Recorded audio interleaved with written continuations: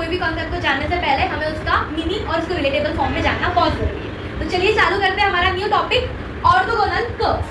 तो ऑर्थोगोनल का मीनिंग क्या होता है? What do you mean by the term orthogonal? Orthogonal का मीनिंग क्या होता है? ऑर्थोगोनल का मीनिंग अगर आपने मैथमेटिकली दुनिया में देखा होगा तो ऑर्थो हमारा एक कोई दूसरी ग्रीक लैंग्वेज टाइप का वर्ड है जिसका एक्चुअल मीनिंग रिप्रेजेंट करता है 90 डिग्री। इसको 90 डिग्री। और आप लोगों को ये एक चीज़ बहुत अच्छे से पता है कि हमारे जो प्राइम एंगल्स है 90 डिग्री, 180 डिग्री, 360 डिग्री, ये कहीं ना कहीं कुछ ना कुछ एक कॉन्सेप्ट लाते ही है। तो वैसे ही हमारा ये ऑर्थोगोनल जो कर्व है ये हमारे 90 डिग्री को रिप्रेजेंट करता है। तो अब ये ऑर्थोगोनल कर्व क्या हुआ? ऐसा कर्व जो 90 डिग्री पे हो, कंफ्यूजन हो रहा है ना? तो देखिए, अगर हमको कोई भी कॉन्सेप्ट पढ़ना है तो डायरेक्टली उसकी बिहाइंड द स्टोरी जानना बहुत इंपॉर्टेंट होता है। तो चलिए जाते हैं behind the story of orthogonal curve, कि ऑर्थोगोनल कर्व से पहले जो इसकी बिहाइंड द स्टोरी है वो हम जानने की कोशिश करते हैं। अब आते हैं हम ऑर्थोगोनल कर्व के बिहाइंड द स्टोरी में। तो behind the story of orthogonal curve जानने से पहले हमको क्या जानना पड़ेगा? दो टर्म्स जाननी पड़ेंगी, that is the family of curve का मीनिंग क्या होता है और ट्रैजेक्टरी ऑफ कर्व का मीनिंग क्या होता है। ट्रैजेक्टरी का मीनिंग क्या होता है? तो ट्रैजेक्टरी और फैमिली ऑफ कर्व ये हमारे ऑर्थोगोनल कर्व को जानने की बिहाइंड द स्टोरी है। तो क्या होता है जानने? Let's start. सबसे पहले मेरे को बताओ, देखो ये मैंने इससे पहले भी आपसे कहा था कि हमको अगर कोई चीज़ को सीखना है तो हम उसको पहले दो दुनिया में बांट देते हैं, एक हमारी रिलेटेबल दुनिया और एक हमारी मैथमेटिकल दुनिया। हम रिलेटेबल दुनिया से चीज़ों को समझते हैं, उसके बाद में उसको मैथ से रिलेट करते हैं, तो हमको इजीली समझ में आता है। तो अभी मैं आपको मैथमेटिकल दुनिया में लाने से पहले एक रिलेटेबल दुनिया में लेके आना चाहती हूँ। सबसे पहले फैमिली ऑफ कर्व। चलो, कर्व तो हमारी मैथमेटिकल टर्म है, पर what do you mean by family? ये तो बहुत इजी टर्म है। आपको फैमिली का मतलब क्या पता है? फैमिली का मतलब क्या पता है? फैमिली यानी क्या? जिनके साथ हमारा क्या होता है? कनेक्शन होता है। जिनके साथ हमारा क्या होता है? रिलेशन होता है ना? फैमिली के साथ हमारा ब्लड रिलेशन होता है, ऑफ कोर्स होता है। हमारे जो दोस्त हमारे लिए बहुत स्ट्रॉन्ग बॉन्ड क्रिएट कर देते हैं वो हमारे फैमिली दोस्त बन जाते हैं, फैमिली फ्रेंड बन जाते हैं, क्योंकि उनके साथ हमारा एक स्ट्रॉन्ग कनेक्शन होता है। मतलब फैमिली का मतलब इनडायरेक्ट वे में ये कहना चाहता है कि कुछ तो रिलेशन और कुछ तो कनेक्शन, कुछ तो रिलेशन कुछ तो कनेक्शन। मतलब कि आप फैमिली किसको बोल सकते हो? फॉर एग्जाम्पल यहाँ पे मैंने आपको 3 लोग दिए, मतलब 3 लोग ऐसे खड़े हैं सामने। एक का नाम है 3 स्टूडेंट है, हमारे पास में 3 स्टूडेंट है। क्या है? 3 स्टूडेंट है। पहले का नाम है चलो मेरा ही नाम ले लेते हैं, कनक जायसवाल। दूसरा नाम है आशु जायसवाल और तीसरा नाम है राम सिंह। अभी मैंने आपके पास में 3 एग्जाम्पल दी, 3 नाम दी, कनक जायसवाल, आशु जायसवाल, राम सिंह। अब मैं आपको बोल रही हूँ कि बताओ इसमें से कौन से 2 फैमिली मेंबर होंगे? आप बोलोगे क्या बकवास सवाल पूछ रही है? ऑफ कोर्स जिसके सरनेम सेम होंगे वही फैमिली मेंबर्स होंगे। कनक जायसवाल और आशु जायसवाल दिख रहा है, जायसवाल जायसवाल है, मतलब ये दोनों तो फैमिली होंगे। इसका सरनेम हमको सेम नहीं दिख रहा है, तो हम क्या बोलेंगे? ये राम सिंह हो सकता है इनका रिलेटिव हो, बट फैमिली नहीं होगा, है ना? मतलब आपको क्या दिखा कि अगर कोई 2 जन फैमिली है तो उन दोनों में क्या है? कुछ कॉमन चीजें। क्या है? कॉमन चीजें हैं। कनक जायसवाल और आशु जायसवाल में कॉमन चीज क्या है? जायसवाल है। वैसे आशु जायसवाल मेरी बहन का नाम है। तो आपको दिख रहा है कि अगर कोई चीज कॉमन आती है मतलब कि वो फैमिली बन जाती है। हमारी फैमिली के साथ हमारी कोई ना कोई कॉमन बॉन्डिंग होती है। तो वैसे ही फैमिली ऑफ कर्व में भी हमारे पास में बहुत टाइप के कर्व है, बट जब कोई 2 कर्व कोई सेम टाइप का रिलेशन दिखाता है तो उसे हम क्या कहलाते हैं? फैमिली ऑफ कर्व बोलते हैं। Okay, are you understand? Are you relating the things with the mathematical term? मतलब कि हमने रियल दुनिया से जो मैथमेटिकल टर्म पढ़ा है, क्या आप उन दोनों को रिलेट कर पा रहे हो कि फैमिली ऑफ कर्व क्या होगा? अभी ये तो मैंने बाहर की दुनिया, रिलेटेबल दुनिया का एग्जांपल देके बताया। अब मैं मैथमेटिकल दुनिया का एग्जांपल देके बताऊंगी कि फैमिली ऑफ कर्व क्या होते हैं। तो हमने अभी क्या होते हैं? कर्व के एग्जांपल। आपके पास में 2 कर्व देखे। अभी जैसे इसके पहले मैंने एक रिलेटेबल दुनिया का एग्जांपल दी थी कि अपने पास में 3 जन थे, एक कनक जायसवाल, एक आशु जायसवाल और एक राम सिंह। तो आपने इजीली आइडेंटिफाई कर दिया कि कनक जायसवाल और आशु जायसवाल एक फैमिली के हो सकते हैं बिकॉज उनके सरनेम सेम है। बट क्या हम दोनों, मैं और मेरी बहन, क्या एकदम सेम होंगे? क्या नहीं, हमारी खुद की ओन आइडेंटिटी तो होंगी ना। हो सकता है हमारे सरनेम सेम हो, हमारा स्टार सेम हो, बट हमारे अंदर अपनी खुद की एक आइडेंटिटी है। तो वैसे ही भले ही हमारे जो कर्व है वो उसमें कुछ सिमिलरिटीज आपको दिखेंगी, बट उनकी आइडेंटिटी खुद का कर्व अलग होगा, उनके कर्व सेम नहीं होंगे, कर्व में कुछ सिमिलर चीजें दिखाई देंगी। फॉर एग्जाम्पल आप ये तीनों एग्जाम्पल को देखिए, y is equals to x square, y is equals to 4x square, y is equals to x plus c। अगर हम इसका ग्राफ बनाने की कोशिश करें तो y is equals to x square का जो ग्राफ आएगा it was looking like this. आपने बचपन में पढ़ा है क्वाड्रेटिक का। If we take the example of y is equals to 4x square तो it was looking like this. ये स्पीडली ऊपर जाने की कोशिश करेगा, ठीक है। ये थोड़ा सा कर्व है तो ये थोड़ा सा ऊपर फास्ट जाएगा, और y is equals to x plus c it is nothing but the straight line. कैसी होंगी? Straight line. जैसे अगर आपको y is equals to x का पता है तो हमारा कैसा ग्राफ होता है? ऐसा होता है ना। और y is equals to x plus c का कैसा होगा? कैसे निकालेंगे इसको? y को 0 पुट करेंगे तो x कितना आ जाएगा? तो हमारी लाइन कैसी जाएगी? ऐसी जाएगी। पहले कैसी जा रही थी? ऐसी जा रही थी, ठीक है। ये हमारी कौन सी होगी? y is equals to x, और ये हो जाएगी y is equals to x plus c। तो यहाँ पे हम एक अप्रॉक्स लगा सकते हैं कि y equals to x minus c कहाँ पे जाएगी? यहाँ पे लगेगी। मतलब आप ये तीनों ग्राफ को देख पा रहे हो, ये तीनों ग्राफ को आप देख पा रहे हो कि आपको दिख रहा है ये दोनों फैमिली हो सकते हैं, क्योंकि इनका नेचर सेम बता रहा है। ये थोड़ा सा बेंड करके जाएगा, ये थोड़ा सा ऊपर जाएगा। अगर मैं इन दोनों ग्राफ को कंपेयर करके बोलूँ कि क्या ये दोनों ग्राफ सेम है, तो ऑफ कोर्स नहीं है, क्योंकि इसका नेचर फास्ट है, ये 4x स्पीड से बढ़ रहा है, ये 1x स्पीड से बढ़ रहा है, और यहाँ पे आप देख रहे हो तो टोटली डिफरेंट है। मतलब आप समझ पा रहे हो कि फैमिली ऑफ कर्व क्या होते हैं? फैमिली ऑफ कर्व सिमिलर चीजें शो करती है। अगर मैं यहाँ पे एग्जांपल लेती y is equals to 4x, तो इसका ग्राफ कैसा होता? इसका ग्राफ भी सेम इसी टाइप का होता, इसी सिमिलर टाइप का होता। तो हम क्या बोलते हैं कि ये दोनों फैमिली ऑफ कर्व फॉर्म कर रहा है, और ये दोनों एक फैमिली ऑफ कर्व। मतलब आपको ये समझ में आ गया कि फैमिली ऑफ कर्व क्या होते हैं? फैमिली ऑफ कर्व वो होते हैं जो एक दूसरे में सिमिलर टाइप्स की इक्वेशन फॉर्म करते हैं। तो इसको एक जनरलाइज वे में पढ़ने की कोशिश करेंगे, उसके बाद में हम ट्रैजेक्टरी में जाएंगे। जनरल फॉर्मूला ये है कि y is equals to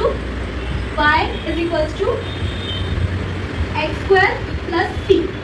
this is the one type of family of curve, क्योंकि यहाँ पे c की जगह पे आप 1 रखो, 2 रखो, 3 रखो, 4 रखो, इसका बेसिक नेचर चेंज नहीं होगा। For example y is equals to mx, यहाँ पे आप m की वैल्यू कुछ भी रखो, इसका बेसिक नेचर चेंज नहीं होगा। मतलब कि जो दो टाइप ऑफ और डिफरेंट टाइप ऑफ कर्व उसके बेसिक नेचर सिमिलर दिखाते हैं और बाकी कर्व में चेंजेस लाते हैं, उसको हम फैमिली ऑफ कर्व कहते हैं। अब आते हैं हम मोरल ऑफ द स्टोरी। और फैमिली ऑफ कर्व यही है कि जैसे कि हमारी फैमिली है उसी तरफ से फैमिली ऑफ कर्व भी बने हुए हैं। अब नेक्स्ट टॉपिक आता है हमारा ट्रैजेक्टरी। तो चलो अगर हम ट्रैजेक्टरी को समझने की कोशिश करें तो what do you mean by the word trajectory? Trajectory यानी क्या होता है? आप मुझे एग्जांपल दे सकते हो? व्हाट इज आपने कहाँ सुना है ट्रैजेक्टरी वर्ड? आपने कहाँ पे आपको ऐसा लगा हो कि ट्रैजेक्टरी यूज हुआ है? कहीं जाना है? नहीं जाना है तो चलो पर एक बार ट्रैजेक्टरी की डेफिनेशन, मतलब सिंपल टर्म में ट्रैजेक्टरी की डेफिनेशन समझते हैं कि एनी कर्व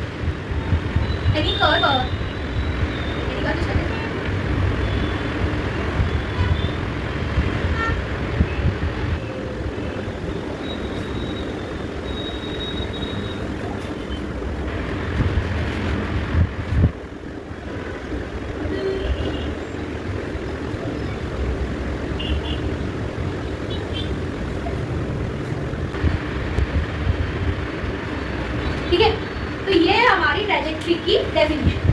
तो इसको पहले हम थोड़ा सा मैथमेटिकली टर्म में समझने की कोशिश करते हैं कि व्हाट इज ट्रैजेक्टरी। अगर आप चाहें कि आपको लिखना है तो आप लिख सकते हैं, पर मेरे हिसाब से आपको नोट्स कैसे बनाना चाहिए पता है क्या? जो मैं बोर्ड पे लिखा के दे रही हूँ आपने वैसी नोट्स नहीं बनानी है।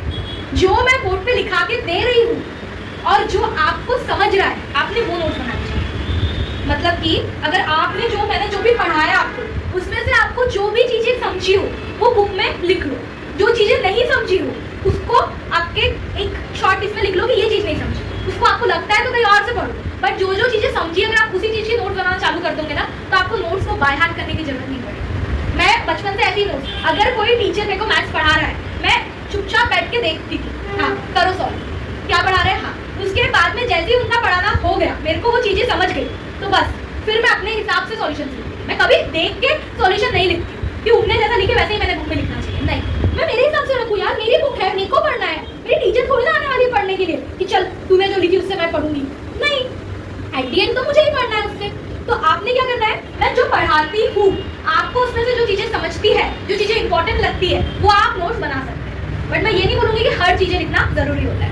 The next point is that आप ये डेफिनेशन लिख सकते हैं कि any curve which curve every member of the given family of curve according to the given law is called trajectory. अरे बाप, इतनी बड़ी डेफिनेशन लर्न करें, पर क्यों लर्न करें, हमको तो समझना है। तो ये क्या कहना चाहते हैं और ये डेफिनेशन आखिर बोलना क्या चाहते हैं? अरे बोलना क्या चाह रहे हो भाई, ये बताओ। ये डेफिनेशन मत बताओ। आपने 3 इडियट मूवी देखा है क्या? उसमें चतुर देखा है और साथ में रैंचो भी देखा है। व्हाट इज मशीन, ये वाला डायलॉग सुना है क्या? नहीं सुना है तो पहले मूवी देखना। अगर 3 इडियट मूवी नहीं देखी हो ना तो आप मेरे लेक्चर को फील नहीं कर पाओगे। तो what is machine, what is trajectory, any curve which curves every member of the given family of curve according to the given law is called trajectory। Simple भाषा में बताओ मतलब क्या होता है ट्रेजेक्टरी। देखो ट्रेजेक्टरी ये बोलता है, इसको मैं समझने के लिए आपको फिर से हमारी मैथमेटिकल दुनिया से निकाल के अपनी रिलेटेबल दुनिया में लेके आते हैं। बिकॉज हम जब रिलेटेबल दुनिया में सबको रिलेट कर लेते हैं ना, फिर हमको समझना बहुत ईजी हो जाता है। तो चलिए हम हमारी मैथमेटिकल दुनिया से निकल जाते हैं, ये वाली डेफिनेशन से निकल जाते हैं और हमारी रिलेटेबल दुनिया में आ जाते हैं। अब चलिए आप हम इमेजिन कीजिए कि आप एक सोसाइटी में रहते हैं। आपको पता है गली होती है, गली यानी कि स्मॉल स्ट्रीट है ना। तो स्मॉल स्ट्रीट है, आप एक सोसाइटी एक एरिया में रहते हैं, वहाँ पे रो के घर बने, रो में घर बनना यानी कि यहाँ पे एक घर है, यहाँ पे एक घर है, यहाँ पे एक घर है, यहाँ पे एक घर है, यहाँ पे एक घर है और यहाँ पे बीच में एक गली है। ठीक है, अब मैं आपको बोल रही हूँ कि मुझे कोई ऐसा मतलब मेरा ये घर है कनक, मैं बोल रही हूँ कि कनक के घर से आप कोई ऐसा घर मुझे बताओ कि जो उसके अपोजिट साइड में, ठीक है, जो उसके अपोजिट साइड में। तो आप क्या बोलोगे, ये घर हो सकता है क्या? वो नहीं। ये घर हो सकता है क्या? वो नहीं। ये घर हो सकता है क्या? नहीं। क्यों? क्योंकि एडजस्टेशन हो गया। ये घर हो सकता है क्या? नहीं। कौन सा घर होगा? ये वाला। तो आपने क्या बोला? नहीं, कनक के घर के अपोजिट साइड में उसका ये वाला घर देखे हैं। मतलब कि क्या आपने समझा इसको कि जब मैंने ये 6 घर में कंपेयर करने के लिए कुछ आपको कंडीशन दी, कुछ आपको लॉ दिए कि मुझे वही घर चाहिए जो अपोजिट में, तो ऑफ कोर्स आपने बोला कि ये वही घर है जो अपोजिट में। तो हमारी फैमिली ऑफ कर्व में ट्रेजेक्टरी क्या होती है? जो हमारे एनी कर्व, समझो ये एनी घर हो, ऐसा घर जो दूसरे घरों को एक लॉ के हिसाब से कट करे, उसको हम ट्रेजेक्टरी कहते हैं। ऐसा घर जो ऐसी जगह पे लाए करे ताकि वो दूसरे घर के अपोजिट साइड में बन जाए, उसी को हम अपोजिट घर कहते हैं और उसी को हम ट्रेजेक्टरी कहते हैं। ऐसा कर्व जो किसी दूसरे कर्व के एक कंडीशन को सेटिस्फाई करके बना हो, उसे हम ट्रेजेक्टरी कहते हैं। तो the moral of behind the story is कि हमें ऑर्थोगोनल ट्रेजेक्टरी पढ़ने से पहले फैमिली ऑफ कर्व को और ट्रेजेक्टरी के वर्ड को समझना बहुत जरूरी होता है। फैमिली ऑफ कर्व क्या हो गया, ये आपको समझ गया। Family of the curve is the group और is the number of curve which show the basic natures, and trajectory is nothing but the any curve which cut the another curve according to the given law। समझ गया? मतलब कि कोई condition, अब आपको ये फिर भी इतने अच्छे से नहीं समझ रहा होगा ट्रेजेक्टरी, जब हम ऑर्थोगोनल ट्रेजेक्टरी पढ़ेंगे तो आपको और अच्छे से फील होगा कि हाँ ये होता है ऑर्थोगोनल ट्रेजेक्टरी। तो let's start. Behind the story हमने पढ़ लिया, अब हम हमारे एक्चुअल टॉपिक पे आते हैं कि व्हाट इज ऑर्थोगोनल ट्रेजेक्टरी। अब आपको ऑर्थोगोनल का मीनिंग पता है। ऑर्थोगोनल यानी कि हमने अभी कहा था कि क्या होता है ऑर्थोगोनल, यानी कि 90 डिग्री। ऑर्थोगोनल यानी कि 90 डिग्री से समथिंग रिलेटेड, ठीक है, समथिंग रिलेटेबल, ठीक है। उसके बाद में ट्रेजेक्टरी यानी क्या होता है, अभी हमने पढ़ा कि ट्रेजेक्टरी यानी कि ऐसे दो कर्व जो एक दूसरे से रिलेटेबल हो according to the given condition या गिवन लॉ। ओके, तो दिस इज ट्रेजेक्टरी। तो अब आते हैं हम ऑर्थोगोनल ट्रेजेक्टरी। तो ऑर्थोगोनल ट्रेजेक्टरी की भी मैं आपको डेफिनेशन लिखा दूंगी, बिकॉज बहुत सारे जन को कैसे हैबिट हो जाती है डेफिनेशन लिखने, और हम किसी की हैबिट नहीं बदल सकते। तो जिनको डेफिनेशन से समझना है यू कैन। मैंने बोला कि आपको मेरे पूरे लेक्चर में अगर आप देख रहे हैं, आपको जो समझ में आता है, जिनको ऐसा लगता है कि नहीं मैंने मेरी तो नोट्स बनाना चाहिए, मैंने इंग्लिश लैंग्वेज में लिखनी चाहिए तो लिखिए, जिनको लगता है नहीं मैंने डेफिनेशन ही लिखनी चाहिए लिखिए, आपकी मर्जी। तो चलिए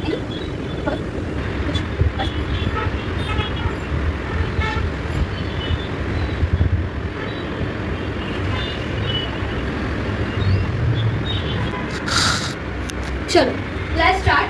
any curve which curves every member of the given family of curve in right angle। यहाँ पे हमारा कंडीशन आ गया जो हमने जनरल डेफिनेशन ऑफ ट्रेजेक्टरी में पढ़ा था कि any curve which cut any member of the family of curve in the according to the condition according to the law। तो हमने बोला था कि वो ट्रेजेक्टरी होती है। तो ऑर्थोगोनल ट्रैजेक्टरी की कंडीशन आ गई यहाँ पे, in a right angle is called as a orthogonal trajectory. तो इसका मीनिंग क्या है? इसका मीनिंग क्या है? सिंपल भाषा में क्या है? ऐसा कोई कर्व जो हमारे गिवन, अगर तो ऐसा कोई कर्व नहीं, समझो हमारे पास दो कर्व है, अगर दो कर्व एक दूसरे को 90 डिग्री में कट कर रहे हैं तो वो कर्व को हम क्या बोलेंगे? ऑर्थोगोनल कर्व बोलेंगे या ऑर्थोगोनल ट्रैजेक्टरी बोलेंगे। समझ रहा है? नहीं समझ रहा? क्यों नहीं समझ रहा? क्योंकि हम विजुअलाइज नहीं कर रहे हैं, हम इमेजिन ही नहीं कर रहे हैं, हम सिर्फ डेफिनेट दो कर्व 90 डिग्री नहीं समझ रहे हैं। चलो इसको हम प्रैक्टिकल और ग्राफ वाइज समझते हैं कि कैसे दो कर्व एक दूसरे से 90 डिग्री पे कट कर सकते हैं। जिन आपके पास में ये सर्कल है, ठीक है, आपके पास में मैंने आपको एक गिवन सर्कल दिया, अब आपको मुझे बताना है कि ऐसा कोई भी आप कर्व प्लॉट कीजिए, ऐसा कुछ भी कर्व प्लॉट कीजिए जिससे कि इसकी बाउंड्री के साथ में उस कर्व का एंगल 90 बने। कीजिए ना, मेरे बोलने की राह मत दीजिए कि मैं आगे जाके आपको बताऊंगी कि कौन सा बनने वाला है, कॉस कनेक्ट को बताने ही वाली है, नहीं। आप इमेजिन कीजिए, अपने एक इमेजिनरी वर्ल्ड अपने दिमाग को खोलिए और इमेजिन कीजिए कि ऐसा कौन सा मैं ऐसा खींचूंगा, कुछ भी ऐसा करूं कि इस लाइन के साथ 90 डिग्री बना सकूं। क्या बना सकूं? 90 डिग्री बना सकूं। करिए इमेजिन। रिसेंटली मैंने एक बुक पढ़ी थी जिसमें बताया गया था कि हमारे माइंड के पास में इनफाइनाइट इंटेलिजेंस होती है, इनफाइनाइट पॉसिबिलिटीज होती है किसी चीज को सोचने की। बस ये है कि हम उसको यूज करके आना चाहिए। और मोस्टली हम उसे कहाँ यूज करते पता है? बोलती नहीं, मोस्टली हम उसको यूज करते हैं स्टॉकिंग में। उसने इंस्टाग्राम की स्टोरी डाली है, ये कहाँ है, ये किसके साथ है, इतने रात में इतने किसके साथ होंगी। इसमें हम इनफाइनाइट पॉसिबिलिटीज लगाते हैं, बट इनफाइनाइट नॉलेज पॉसिबिलिटी कि क्या हो सकता है वो यहाँ पे लगाने की कोशिश की। तो आपने ट्राई किया, इमेजिन किया कि क्या हो सकता है। ऐसे कौन से, अब आपको मेरे को पहले तो ये बताना होगा कि इसका इक्वेशन क्या होता है, सर्कल का इक्वेशन क्या होता है? y इक्वल्स टू होता है क्या? नहीं, सर्कल का इक्वेशन होता है x² + y² = c²। This is the equation of circle, ठीक है। अब मैं बोल रही हूँ कि ऐसा कौन सा एंगल आपको क्या करना है? 90 डिग्री। मेरे को बताओ, अगर एक यहाँ पे पॉइंट दे और मैं अगर इसमें से लाइन खींचती हूँ तो इस लाइन को क्या बोलते हैं? इस लाइन को बोलते हैं टेंजेंट। क्या बोलते हैं? टेंजेंट। बचपन में पढ़ा है आपने। उसके बाद में अगर मैं यहाँ पे इसका सेंटर है समझो, तो इस टेंजेंट से अगर मैं ये लाइन खींचती हूँ तो मेरे को बताओ ये लाइन हरदम क्या एंगल फॉर्म करती है? 90 डिग्री। ऑफ कोर्स फॉर्म करती है।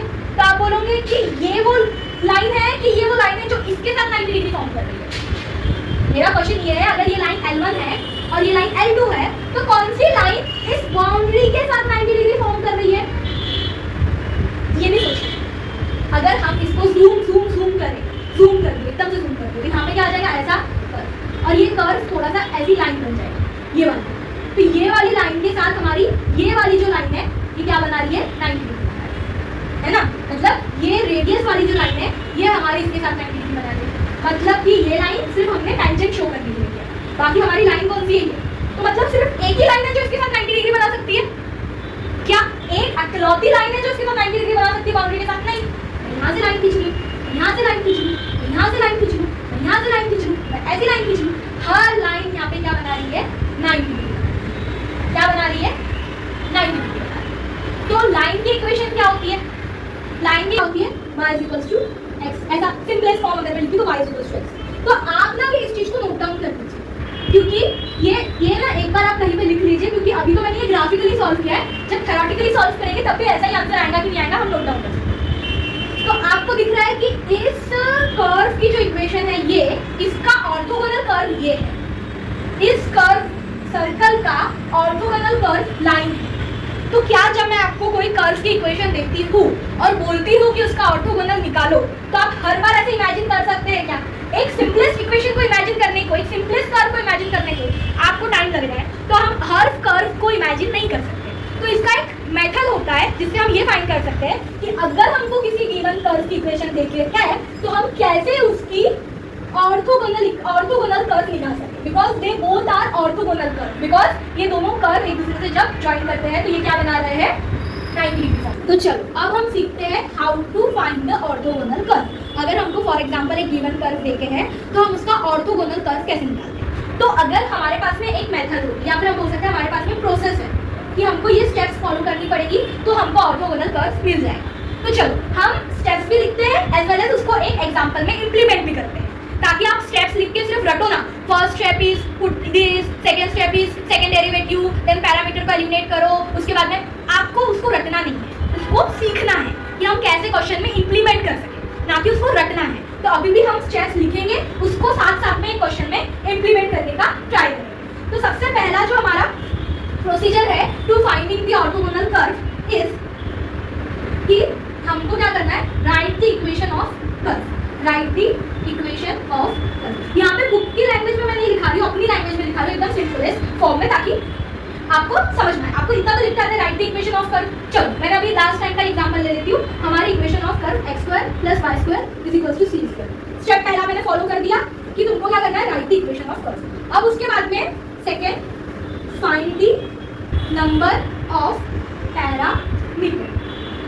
Find the number of parameter मतलब कि आर्बिटरी पैरामीटर भी बोल सकते हैं। इसको पैरामीटर को हम आर्बिटरी कांस्टेंट बोलते हैं। अब दोनों का मीनिंग पहले समझते हैं। पैरामीटर क्या होता है और आर्बिटरी कांस्टेंट क्या होता है। कांस्टेंट मतलब क्या होता है, कांस्टेंट मतलब क्या होता है, एक फिक्स वैल्यू। आर्बिटरी कांस्टेंट क्या होता है, जहाँ पे हमको दिखता तो ये वेरिएबल है बट ये वेरिएबल नहीं होता है, ये हमारा कांस्टेंट ही होता है, जो बताता है कि आप इसकी जगह पे कोई भी फिक्स वैल्यू पुट कर दीजिए। जब हम x² + y² = c² बोलते हैं तो x² and y² is the variable and c is the constant, where c is the arbitrary constant, because इसकी वैल्यू हम कुछ भी रख सकते हैं। पैरामीटर भी मतलब वही होता है कि जो हमारा x² y² और z² को छोड़ के जो हम a b c d put करते हैं, जैसे कि y = 4ax², ऐसा कुछ पुट कर रहे थे, यहाँ पे a जो हो जाता है हमारा, ये हमारा पैरामीटर या फिर आर्बिट्ररी कांस्टेंट। तो हमें क्या फाइंड करना है, फाइंड द नंबर ऑफ पैरामीटरी और आर्बिट्ररी कांस्टेंट। इसको और बोलते हैं कि दोनों मतलब एक ही है। तो मैंने यहाँ पे फाइंड किया, तो कितने पैरामीटर है यहाँ पे या फिर आर्बिट्ररी कांस्टेंट कितने देखे हैं, एक देखे, और कोई दिख रहा है क्या, नहीं। मतलब हम लिखेंगे कितने देखे हैं, तो 1 दे, ठीक है। पहले मैंने क्या किया, इक्वेशन लिखा, फिर उसमें नंबर ऑफ पैरामीटरी इक्वेशन लिखा। उसके बाद में जितने भी देखे हैं, जितने भी हमको पैरामीटरी या आर्बिट्ररी कांस्टेंट देखे हैं, उतने टाइम्स में हमको उसको क्या करना है, डिफरेंशिएट करना है। क्या करना है, डिफरेंशिएट करना है। तो क्या करना है, differentiate the equation, differentiate the equation, ठीक है। कितने टाइम्स, जितने हमको पैरामीटर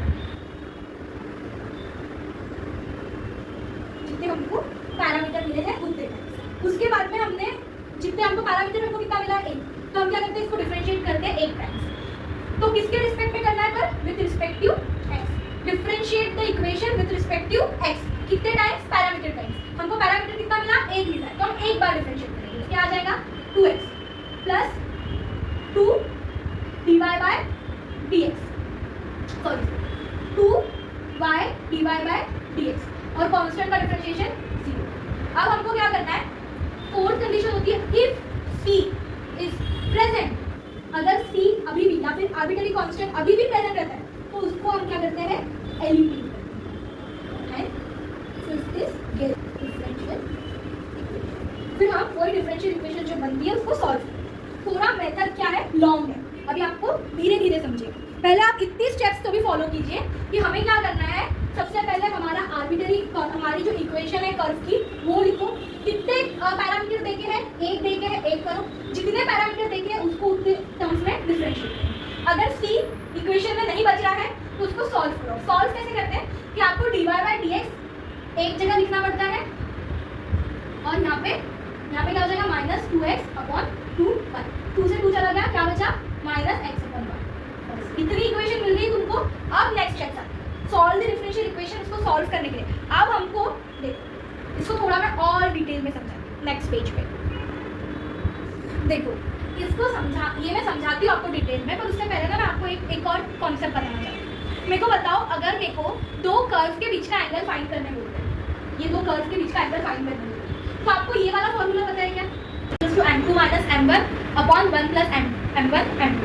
तो यहाँ पे m1 और m2 क्या होता है पता है आपको, उस कर्व का स्लोप होता है। ये याद आ रहा है कुछ, मैंने बोला था अगर हमको 2 लाइन के बीच का एंगल निकालना है, 2 कर्व के बीच का एंगल निकालना है, तो हम निकालते थे tan θ = m2 - m1 / 1 + m1 m2। तो यहाँ पे m1 और m2 क्या होता था, स्लोप होता था। तो हम क्या करते थे, स्लोप से उसका एंगल निकालते थे। तो यहाँ पे भी हम वैसे ही कुछ सिमिलर चीजें करते हैं। मैंने आपको मेरे फर्स्ट लेक्चर रोल्स थ्योरम में बताया था कि स्लोप क्या होता है, slope is nothing but the derivative, slope क्या होता है, नथिंग बट द डेरिवेटिव। तो हम क्या कर रहे हैं, हमारी पहले इक्वेशन ले रहे हैं सर्कल की, उस सर्कल वाली इक्वेशन को क्या कर रहे हैं, डिफरेंशियल इक्वेशन में फॉर्म कर रहे हैं। फिर उस डिफरेंशियल इक्वेशन में ऐसा पुट कर रहे हैं कि अगर ये डिफरेंशियल इक्वेशन ये होती है तो अगर हमारी इन दोनों के बीच का एंगल 90 है तो हमारी इसकी 90 डिग्री वाली इक्वेशन ये होगी, और फिर उसकी हम दूसरी डिफरेंशियल इक्वेशन निकाल रहे हैं, फिर उसको सॉल्व करके हम उसका कर्व निकाल रहे हैं।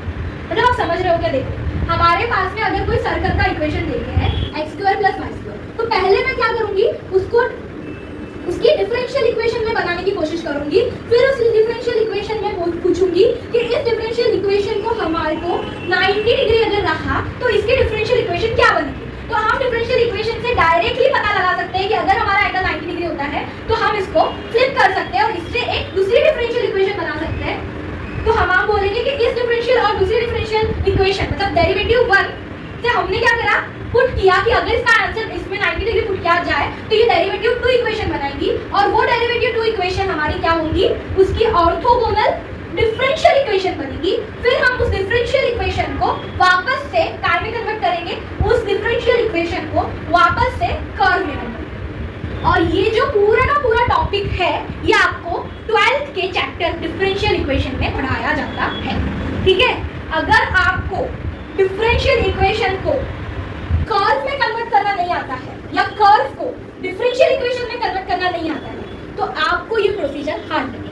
पर अभी हम ध्यान से ये कॉन्सेप्ट पढ़ने वाले हैं कि कैसे हम कर्व को डिफरेंशियल इक्वेशन में कन्वर्ट करेंगे और कैसे हम डिफरेंशियल इक्वेशन को कर्व में कन्वर्ट। बिकॉज डायरेक्टली पहचानना कि इन दोनों के बीच का एंगल 90 कैसे फॉर्म करेगा ये मुश्किल होता है, तो हम क्या करते हैं, उसको पहले डिफरेंशियल इक्वेशन में फॉर्म करते हैं, फिर उससे दूसरी डिफरेंशियल इक्वेशन बनाते हैं और फिर उसको कर्व में करते हैं। मतलब कि चलो अब मैं एग्जांपल के साथ समझाती हूँ कैसे। जैसे फॉर एग्जांपल मेरे पास एग्जांपल दे गया है x² + y² = c²। मैंने इक्वेशन लिखी, इक्वेशन में मेरे को एक पैरामीटर दिखा तो मैंने एक बार इसको क्या करा, डिफरेंशिएट किया। तो ये क्या बन गया, 2x 2y dy/dx = 0। फिर यहाँ पे जो इक्वेशन बनेगी 2y dy/dx = -2x, और मैं ये 2 को कैंसिल यहाँ पे लेके जाऊंगी और y को यहाँ पे लेके जाऊंगी, तो यहाँ पे बन जाएगा -x/। तो ये हमारी क्या बन गई है, ये हमारी डिफरेंशियल इक्वेशन ऑफ 1। ये जो पहला इक्वेशन है इसकी डिफरेंशियल इक्वेशन है, और हमारी डिफरेंशियल इक्वेशन ये बोलती है कि समझो अगर ये डिफरेंशियल इक्वेशन है तो इसके साथ जो 90 डिग्री वाली कर्व डिफरेंशियल इक्वेशन फॉर्म करेगी उसमें क्या हो जाता है, बस हमको रिप्लेस कर देना पड़ता है dy/dx को -dx/dy। क्यों ऐसा करते हैं, बिकॉज हमको पता है m1 m2 = 1 -1 अगर दोनों के बीच का एंगल क्या होता है, 90 होता है। तो हम क्या बोल सकते हैं, m1 = -1/m2। यहाँ पे m1 क्या हो गया, dy/dx, और m2 क्या हो गया, -dy/dx। मतलब आप समझ रहे हो कि हमको क्या करना है, हमको इसकी डिफरेंशियल इक्वेशन मिल गई, तो अब हम उस इक्वेशन में dy/dx की जगह पे -dx/dy पुट कर देते हैं। तो हमारी ये पहली स्टेप हो गई, ये दूसरी स्टेप हो गई। तीसरी स्टेप में हमने रिप्लेस किया, dy/dx को -dx/dy लिख दिया, -x/y लिख दिया, तो माइनस माइनस से कैंसिल हो गया और यहाँ पे हमको मिला dx/dy = x/y मिल गया। अब हम बोलेंगे कि this is the differential equation 2, जो कौन सी है, ये डिफरेंशियल इक्वेशन 2 है, जो दोनों डिफरेंशियल इक्वेशन एक दूसरे से 90 डिग्री फॉर्म कर रहे हैं। अब हमको इसकी डिफरेंशियल इक्वेशन तो मिल गई है, अब इस डिफरेंशियल इक्वेशन को हमको इसकी नॉर्मल कर्व वाली इक्वेशन पे लाना है। तो हमने क्या किया, पहले इक्वेशन कर्व की इक्वेशन को डिफरेंशियल इक्वेशन में बनाया, डिफरेंशियल इक्वेशन की हेल्प की मदद से हमने वो डिफरेंशियल इक्वेशन फाइंड की जिस ऐसी डिफरेंशियल इक्वेशन का कर्व फाइंड किया जिसमें दोनों का एंगल 90 होता हो। फिर जैसे हमको इसकी डिफरेंशियल इक्वेशन मिल गई, हम इसको वापस से कर्व बना लेंगे, बिकॉज ये जो कर्व की इक्वेशन हमको मिलेगी वो इसके साथ में क्या बनाएगी, 90 डिग्री। तो कैसे करते हैं डिफरेंशियल इक्वेशन को सॉल्व, हम डिफरेंशियल इक्वेशन को सॉल्व करने के लिए डेरिवेटिव निकालते टाइम पे हम डिफरेंशिएट करते हैं। तो जब हम डिफरेंशियल इक्वेशन से कर्व बनाते हैं तो हम क्या करते हैं, इंटीग्रेट करते हैं। अगर हमको डिफरेंशियल कर्व की इक्वेशन से डिफरेंशिएट वाली इक्वेशन बनानी है तो हम डेरिवेटिव करते हैं। यहाँ पे हमने क्या किया, कर्व की इक्वेशन से डिफरेंशिएट वाली इक्वेशन बनाने के लिए, डिफरेंशियल इक्वेशन बनाने के लिए क्या किया, डेरिवेटिव किया, क्या किया, डिफरेंशिएट किया। अब हम डिफरेंशिएट वाली इक्वेशन से कर्व की इक्वेशन बनाने के लिए क्या करेंगे, इंटीग्रेट करेंगे। तो यहाँ पे हम पुट कर लेते हैं, यहाँ पे आ जाएगा dx अपॉन x और यहाँ पे आ जाएगा dy अपॉन y। आ गया, इसको इंटीग्रेट करेंगे तो दिस इज ln x और दिस इज ln y और यहाँ पे कांस्टेंट ln c मिल जाएगा।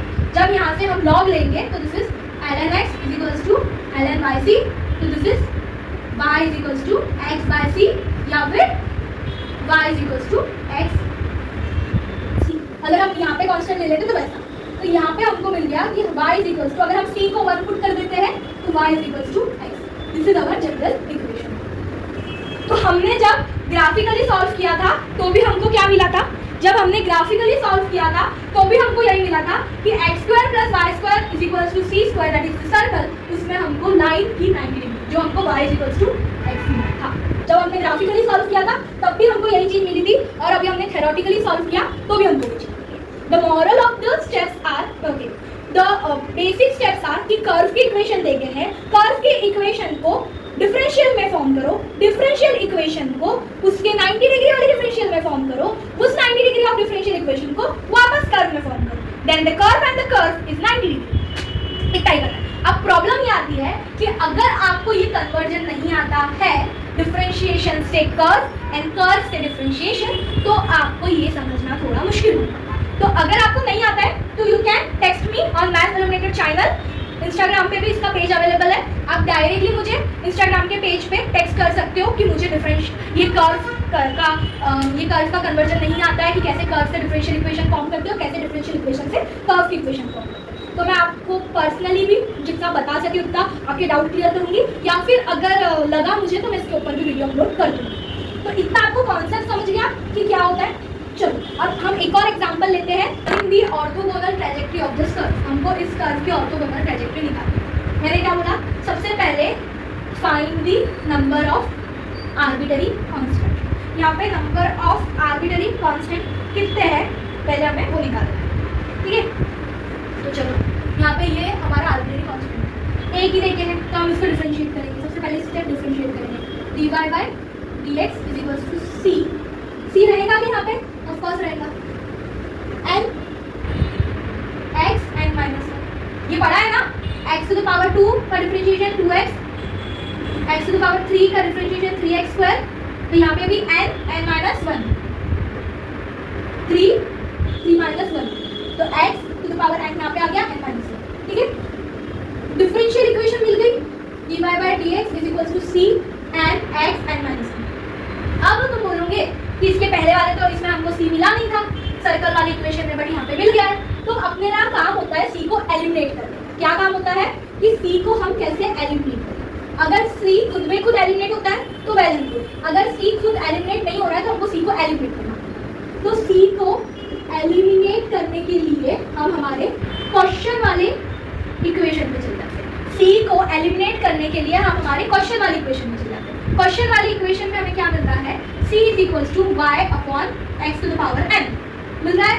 c is equals to y upon x to the power n यहाँ पे पुट कर दो, तो dy by dx is equals to y upon x to the power n into x to the power n minus 1। यहाँ तक के समझ में आ गया कि हम क्या कर रहे हैं, यहाँ तक के समझ में आ गया कि हम क्या कर रहे हैं। बस अब इसको सॉल्व करते हैं। x to the power n को यहाँ से हम अलग अलग लिख सकते हैं, क्या बनेगा, y इज इक्वल्स टू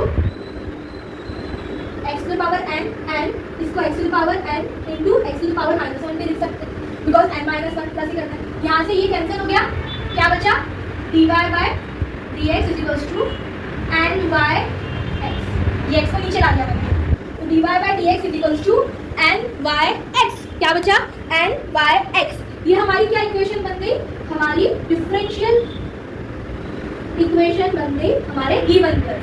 क्या बन गई, given curve, differential equation of given curve. अब नेक्स्ट स्टेप क्या होता है, इस डिफरेंशियल इक्वेशन से हम dy बाय dx को माइनस dx अपॉन dy से रिप्लेस करेंगे और हमारे दूसरे वाले कर्व, ट्रैजेक्टरी वाले कर्व की डिफरेंशियल इक्वेशन बनाएंगे। तो यहाँ पे इक्वेशन याद हो गई। चलो अब हम आगे बढ़ते हैं। ये देखो ये इक्वेशन मिल गई थी, अब हम इसको रिप्लेस करते हैं। हरदम ये नोट करके रख लो रिप्लेस किससे करना है, क्योंकि मैं जब आपकी जितनी थी और इसको पढ़ रही थी तो मैं हरदम dy बाय dx को माइनस dy बाय dx से रिप्लेस कर देती थी, जो कि गलत है। माइनस dx अपॉन dy से करना, minus dx upon dy replace किससे करना है, रिप्लेस dx अपॉन dy। तो यहाँ पे हम सेम वही चीज करेंगे, रिप्लेस कर देंगे minus dx upon dy n by x, ठीक है। अब इसको यहाँ पे लेके जाएंगे तो क्या बनेगा, minus x d x is equals to n by d y. Minus sign अच्छा नहीं लगता तो इसको हम एक जगह पे लिख लेंगे सबको, तो ये आ जाएगा n by d y plus x d x is equals to 0। अब हमने क्या फाइंड कर दिया, ये इक्वेशन को अब हम क्या करेंगे, कर्व वाली इक्वेशन में फॉर्म करेंगे। कैसे करते हैं, इंटीग्रेट कर देंगे हम, तो हम क्या करेंगे, इस डिफरेंशियल इक्वेशन को काय में कन्वर्ट कर देंगे, कर्व वाली इक्वेशन। तो चलो अब इस डिफरेंशियल इक्वेशन को हम कर्व वाली इक्वेशन में कन्वर्ट करते हैं। तो कैसे कन्वर्ट करेंगे, इंटीग्रेट करेंगे, इंटीग्रेट, ठीक है। और यहाँ पे एक और इंटीग्रेट, तो यहाँ पे इंटीग्रेट करेंगे तो क्या आ जाएगा, n करेंगे तो यहाँ पे आ जाएगा वाई स्क्वायर बाय 2 प्लस यहाँ पे x को करेंगे तो एक्स स्क्वायर बाय 2 प्लस यहाँ पे 0 है तो 0 का क्या आ जाएगा हमारा कांस्टेंट c, ठीक है। तो ये इक्वेशन हमारी क्या बन जाएगी। और अगर हम इसको थोड़ा और डिटेलली जानते हैं तो यहाँ पे c स्क्वायर भी बन सकता है। अगर समझो, देखो एक ना अपना कॉमन सेंस लगेगा, अगर तुमको ये स्क्वायर मिल रहा है ना तो तुम तुम्हारे कांस्टेंट को भी स्क्वायर बना देना। अगर ये log x बन रहा है ना तो तुम तुम्हारे कांस्टेंट को भी log, क्योंकि वो कांस्टेंट है, तो आर्बिट्ररी है, वो कुछ भी हो सकता है, उसमें एक न्यूमेरिकल वैल्यू आएगी, तो तुम इसको कुछ भी बना सकते हो। तो तुमको कुछ भी नहीं बनाना है, कॉमन सेंस यूज करके एक y स्क्वायर x स्क्वायर बनना है तो उसको भी c स्क्वायर बनाना है। तो हमारी इक्वेशन क्या फॉर्म होगी, n y square upon 2 plus x square upon 2 is equal to c square. अगर तुम इसको ध्यान से देखो तो ये आई गेस हमारी काय की इक्वेशन बन रही है, इक्लिप्स की बन रही है। क्या की बन रही है, इक्लिप्स की, या फिर हाइपरबोला की, क्या की हाइपरबोला की बन रही है क्या, नहीं इक्लिप्स की बन रही है। हाइपरबोला में तो माइनस साइन आ जाता है, माइनस साइन आ जाता है, तो ये हमारी इक्लिप्स की इक्वेशन ग्राफ है जिसमें हमारा क्या इक्लिप्स बन रहा है, इक्लिप्स उसको 90 डिग्री में कट कर रहा है। तो यहाँ तक क्या आपको समझ गया। मैं एक और एग्जांपल लेके और समझाना चाहती थी, बट हमारे पास में टाइम लिमिट होता है, बहुत बड़ा लेक्चर में नहीं बना सकती, तो मैं आपको एक दो क्वेश्चन ट्राई करने को देती हूँ। यू कैन ट्राई कर सकते हैं। A y square is equals to x cube, a y square is equals to x cube, जिसका आंसर आपको मिलना चाहिए 3y square plus 2x square is equals to c square. आपको ये आंसर मिलना चाहिए इसका, ठीक है।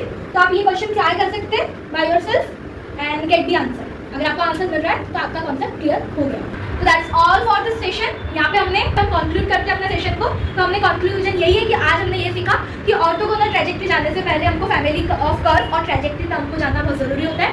फैमिली ऑफ कर्व हमने जाना कि क्या होते हैं, ट्रैजेक्टरी क्या होता है वो जाना, उसके बाद में हमने ऑर्थोगोनल ट्रैजेक्टरी क्या होती है वो जाना, हमने तीनों टर्म्स को ग्राफिकली भी समझने की कोशिश की कि वो क्या होते हैं। उसके बाद में हमने जाना कि अगर हमको किसी की भी ऑर्थोगोनल कर्व निकालना है तो हमको क्या करना पड़ेगा, उस कर्व से डायरेक्टली हम उसका ऑर्थोगोनल कर्व नहीं निकालते हैं, तो उस ऑर्थोगोनल कर्व को पहले डिफरेंशियल इक्वेशन में फॉर्म करना पड़ेगा। उस डिफरेंशियल इक्वेशन से हमको दूसरी डिफरेंशियल इक्वेशन फॉर्म करना पड़ेगा जो एक दूसरे के साथ 90 डिग्री पे है, फिर उस दूसरी डिफरेंशियल इक्वेशन को हमको कर्व में कन्वर्ट करना पड़ेगा। तो this is all the process for finding the orthogonal curve. तो हमने इस पूरे के पूरे लेक्चर में ये सब कॉन्सेप्ट क्लियर करी। इफ आपको और कुछ डाउट आते हैं तो you can directly contact with me to my Maths Unlimited channel Instagram page. Okay, that's for all. Thank you so much for visiting my channel.